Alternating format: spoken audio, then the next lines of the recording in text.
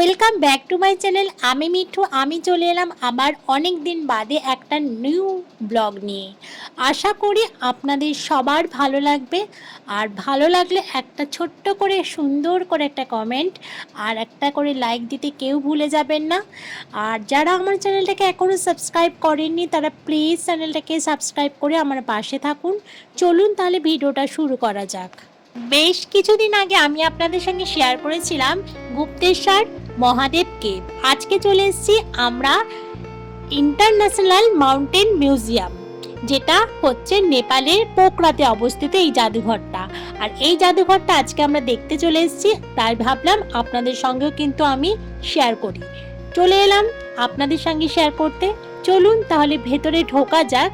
আর ভেতরে ঢুকতে ঢুকতে কিন্তু আমরা অনেক কিছু দেখতে পেয়েছি, পুরোটা কিন্তু আপনাদের সঙ্গে শেয়ার করব।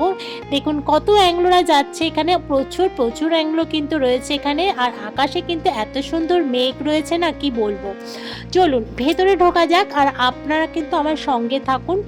আমি যতটা দেখবো আপনারা ততটাই দেখবেন, আর আমি যতটা জানতে পেরেছি আপনাদের সঙ্গে ততটাই কিন্তু আমি শেয়ার করব। এই দেখুন একটা সুন্দর লাল রঙের পাতা আর কি, এই গাছটা আমার ভীষণই ভালো লেগেছে। তবে কি গাছ আমার জানা নেই, আমি একটু ক্লিপটা তুলে নিয়েছি যার জন্য আপনাদের সঙ্গে দেখাবো বলে।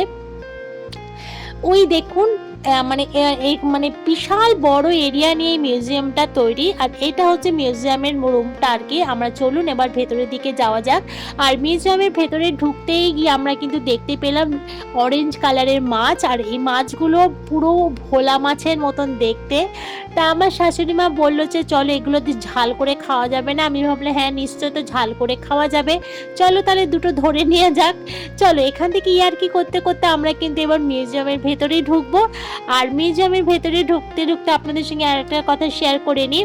তো এখানে টিকিট আমাদের নিয়েছে কিন্তু 150 টাকা করে। তা আমাদের টিকিট যেহেতু 150 টাকা করে নিয়েছে, কিন্তু সবার কিন্তু টিকিট 150 টাকা নয়। যেমন এখানে সিনেমা শুটিং করতে গেলে পরে 1500 টাকা, 1500 বলছি 15,000 টাকা লাগবে। আর মিউজিক ভিডিও শ্যুট করতে গেলে 10,000 টাকা লাগবে। এমনি ফটোগ্রাফি যারা আসে করতে তাদের জন্য 1,500 টাকা লাগবে। আর বাগানে যদি কোনো শ্যুট টুট করতে যায় তার জন্য এক্সট্রা 10 টাকা দিতে হবে। আর আবাসিক ভিসা যারা করে আসবে তাদের জন্য হচ্ছে 3,050 টাকা। আর ছাত্র যারা আছে তাদের জন্য 80 টাকা। আর নেপালি ভাষায় নেপালি ভাষায় নয়, নেপালি রুপি হিসেবে যেগুলো হচ্ছে 150 টাকা। আর সার্ক জাতীয় এটা আমি বুঝতে পারলাম না, সার্ক জাতীয় যারা তারা 350 টাকার টিকিট। আর বিদেশি যারা তারা হচ্ছে 750 টাকার টিকিট। তা এই রকম টিকিটে সব ভাগ ভাগ করা আছে। তা আমাদের থেকে নিয়েছে ওরা হচ্ছে 150 টাকা করে টিকিট। তা আমরা টিকিট কেটে কিন্তু আমরা মিউজিয়ামের ভেতরে ঢুকে গেছি। চলুন এই মিউজিয়ামের ভেতরে যা যা আছে সব কিন্তু আপনাদের সঙ্গে শেয়ার করব। আপনারা দেখতে থাকুন আর আমার সাথে থাকুন।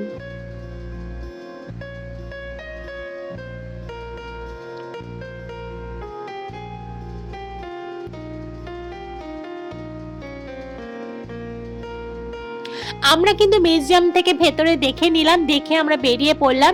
আর ঠিক মিউজিয়ামের ঠিক উল্টো দিকে মাঠের ওপারে কিন্তু একটা এরকম, এটা কিসের স্তূপ ঠিক বুঝতে পারলাম না। আমরা ভেবেছি এটা এভারেস্ট জয় করতে যাচ্ছে এবার, ঠিক আছে, মানে এভারেস্টের মতন ঠিক দেখতে।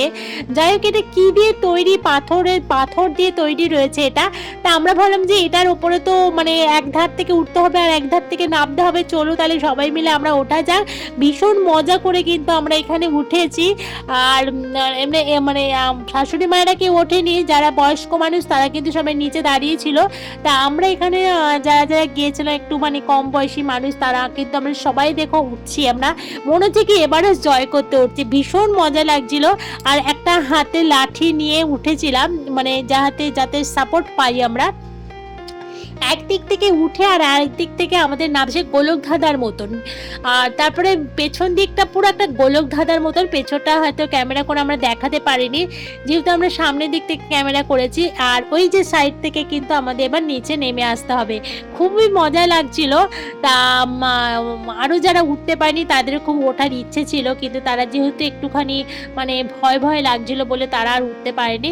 চলো তাহলে ততক্ষণে আমরা কিন্তু একটু মজা করে নামার চেষ্টা করি। তোমরা তোমরা একটু দেখতে থাকো। আর তবে ভিডিওটা কিন্তু আজকে আমি একদমই বড় করিনি, তোমরা সবাই কিন্তু ভিডিওটা দেখো। আর খুব ছোট্ট ভিডিও বানিয়েছি, আর পরবর্তীতে আমি আরও নতুন ভিডিও নিয়ে আসছি। তোমরা কিন্তু আমার চ্যানেলটাকে যারা এখনও সাবস্ক্রাইব করোনি, প্লিজ চ্যানেলটাকে সাবস্ক্রাইব করে আমার পাশে থাকো। চলো, এই দেখো আমি কিন্তু এভারেস্ট জয় করে নেমে পড়েছি। এবার দেখো নেমে পড়তে পড়তে কী যে মজা করছি, মজা করতে করতে কিন্তু আমি কিন্তু ওখানে উল্টে পড়েও গেছি। ওদিকে কিন্তু দেখো আমার সব ননদ নন্দের জামাই আর পুজো সোনা কিন্তু এবার নামছে, ওদেরকেও তোমাদের সঙ্গে একটু শেয়ার করে দিলাম। চলো এবার লাস্ট বারে কে উঠছে দেখো, ওই দেখো রাজাকে দেখো, রাজা এবার লাস্ট বারে কিন্তু এভারেস্ট জয় করতে উঠলো। ও এভারেস্ট জয় করে ওঠার পর তারপরে কিন্তু আমরা ওখান থেকে বেরিয়ে আবার কোথায় যাব এর পরের ভিডিওটাতে কিন্তু তোমাদের চোখ রাখতে হবে। চলো টাটা, এখানে তাহলে শেষ করছি, টাটা বাই বাই।